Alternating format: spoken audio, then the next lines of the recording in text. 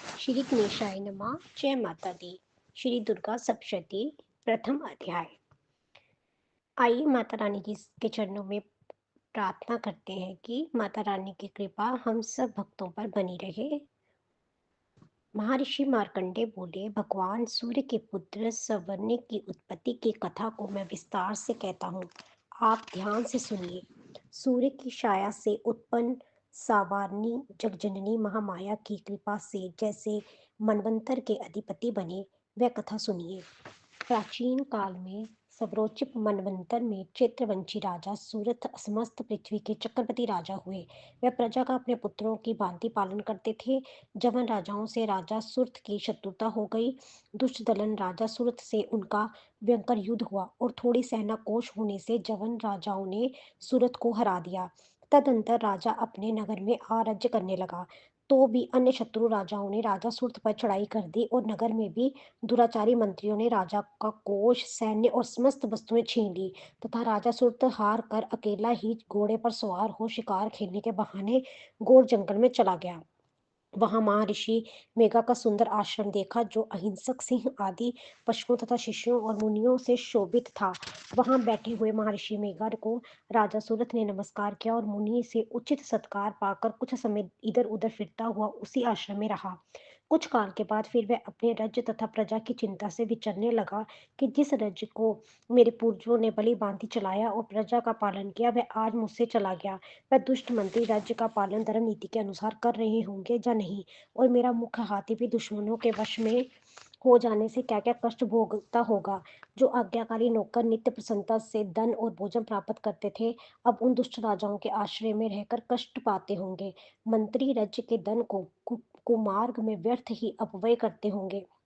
जो धन मेरे पूर्वजों ने बड़े कष्ट से संग्रह किया था, सो नष्ट हो गया होगा। इस प्रकार वह राजा राज्य की सभी बातों की चिंता करने लगा। कुछ समय पश्चात एक दिन आश्रम के समीप एक वैश्य को आते देखा तो राजा ने उससे पूछा कि अरे भाई, तुम कौन हो और यहाँ क्यों आए हो? तुम्हारा मलिन मुख शोक युक्त क्यों दिखाई देता है? इस प्रकार राजा सूरत की बातों को सुनकर उस समाधि नाम के वैश्य ने राजा सूरत से कहा कि हे राजन, मैं समाधि नाम का वैश्य हूँ। मेरा जन्म धनवान कुल में हुआ। मेरा दुष्ट स्त्री पुत्र आदि ने मुझे धन के लोभ से घर से निकाल दिया है। मेरा धन छीन लिया है और मैं धन स्त्री पुत्र से रहित हूँ। अब मैं अकेला दुखी होकर इस वन में आया हूँ। मुझे अपनी स्त्री तथा बंधुओं का कुछ भी पता नहीं। मैं जहाँ रहने के कारण अपने स्त्री पुत्र तथा सब जनों की परिस्थिति को नहीं जानता कि वे इस समय अपने स्थान पर सुखी हैं या दुखी। मैं यहाँ भी नहीं जानता कि मेरे पुत्र सदाचारी हैं या व्यभिचारी। राजा बोला, जिन स्त्री पुत्र आदि ने तेरे धन संपत्ति को छीन लिया है, फिर उन्हीं उन्हीं के स्नेह में तेरा मन क्यों जाता है? वैश्य बोला, आपने मेरे विषय में जो बातें कही हैं वह वास्तव में सत्य हैं, परंतु मैं क्या करूं, मेरे चित्त में कठोरता उत्पन्न नहीं होती। जिन पुत्र आदियों ने धन के लोभ में आकर मुझे घर से निकाल दिया है, मेरा चित्त फिर भी उन्हीं में आसक्त होता है। ये जानते हुए भी मैं अनजान हो रहा हूँ। मेरा मन स्त्री पुत्र आदि में आसक्त हो रहा है और इसी में उद्वर्षवंश चल रहे हैं। मुझे इसका दुख है कि मन खनिन है। मैं क्या करूं? इन सब जनों के निर्मोही होने पर भी मेरे मन में उनके प्रति प्रेम है। मार्कंडेय ऋषि बोले, हे द्विजश्रेष्ठ, तत्पश्चात राजा सूरत और समाधि वैश्य दोनों मिलकर मेघा मुनि के समीप गए और प्रणाम करके बैठकर मेघा ऋषि से कथा प्रसंग करने लगे। राजा बोला, हे भगवान, मैं आपसे एक बात पूछना चाहता हूँ।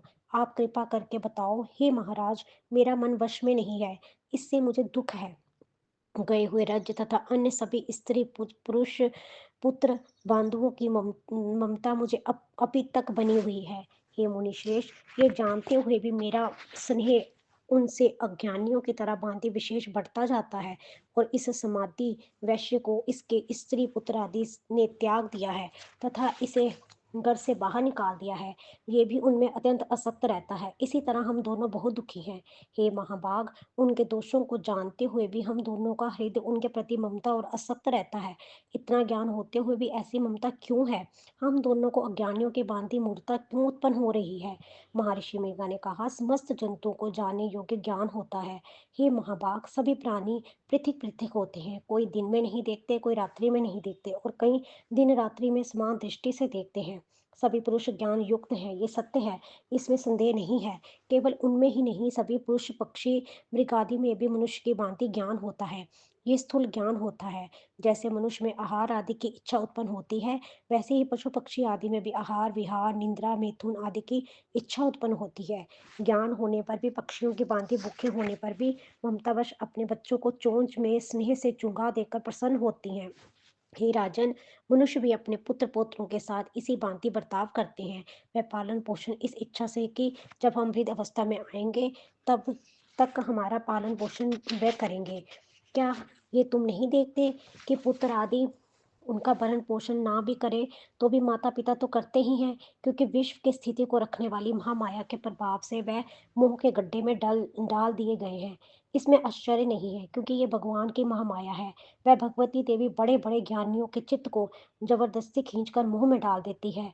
इस देवी ने ही चराचर विश्व को उत्पन्न किया है, और ये देवी प्रसन्न होकर भक्तों को वरदान देती है, जिससे मुक्ति मिलती है। वही भक्ति की परम हेतु और सनातनी ब्रह्म ज्ञान स्वरूप विद्या है। ये भगवती ही संसारिक बंधुओं की हेतु तथा सर्वेश्वरी है।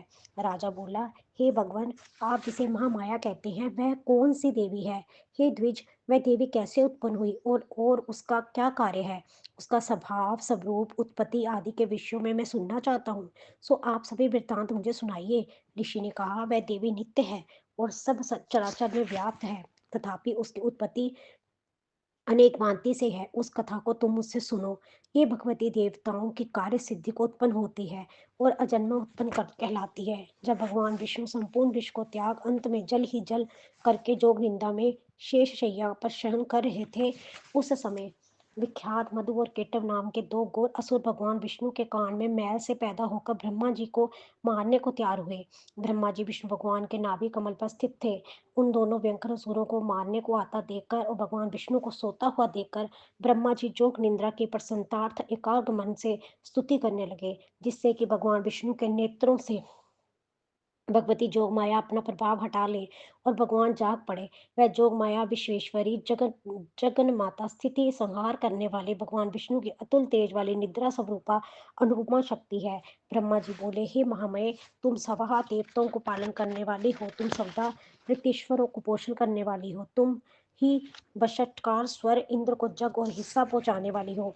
अमृत भी तुम ही हो, अक्षरों में ऊ मात्र तुम ही हो, तथा नित्य आदि जात मात्र व्यंजन भी तुम ही हो। हे देवी, तुम ही संध्या, सावित्री और संसार की जननी हो। और हे मातेश्वरी, विश्व को उत्पन्न, पालन और संहार करने वाली आप ही हो। रचना काल में सृष्टि रूप तथा पालन काल में संहार स्थिति स्वरूप आप ही हो। आप महाविद्या, महामाया, महामेघा, महासमनीति, महामोहा, महादेवी, महासुरी हो। आप ही समस्त चराचर के तीनों गुणों सत्य रज तम को उत्पन्न करने वाली प्रकृति हो। आपकी काल रात्रि, प्रलय स्वरूप महारात्रि तथा दारुण मोह रात्रि है हो। आप ही ईश्वरी और बुद्धि की बोध स्वरूप हो। लज्जा, पुष्टि, तुष्टि, शांति, क्षमता आप ही हो। और हे मातेश्वरी, आप खड़ग, शूल, गौर, गदा, चक्र, शंख, धनुष, बाण, भुशुंडी, परिध आदि अस्त्रों को धारण करने वाली हो। हे देवी, आप ही सौम्यता हो तथा संसार में आप ही अति सुंदर हो, पर और अपरों में श्रेष्ठ आप ही परमेश्वरी हो। ये अखिलमति काय सत्य और असत्य तो कुछ है, उन सबकी शक्ति आप ही हो। मैं आपकी कैसे प्रार्थना करूं, जो इस विश्व की रचना, पालन और संहार करते हैं। उन भगवान विष्णु को आपने अपनी निद्रा के वश से कर लिया है। फिर भला बताइए, और कौन आपकी प्रार्थना करने में समर्थ है, जबकि आपने भगवान विष्णु, कृष्ण, शंकर तथा मुझसे ये शरीर ग्रहण कर लिया है। आप तो अपने प्रभाव से स्वयं प्रशंसित हो। मधु और केटव नाम के इन महादुष्टों को आप मोह लीजिए और विश्वपति भगवान अच्युत को जगाइए। इन दोनों महाअसुरों का संहार करने के लिए भगवान को बुद्धि दीजिए।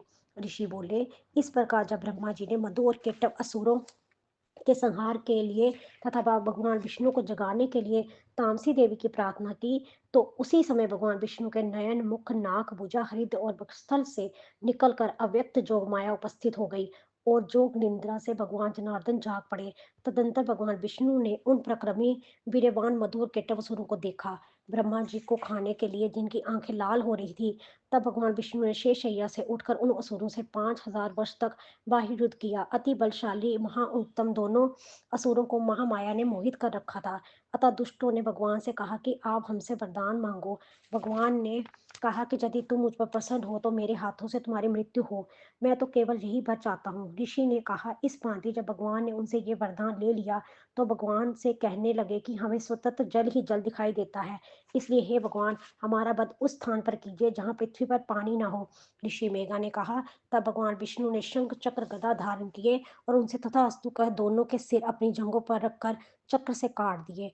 इस प्रकार ये महामाया देवी श्री ब्रह्मा जी की प्रार्थना करने पर स्वयं उत्पन्न हुई है।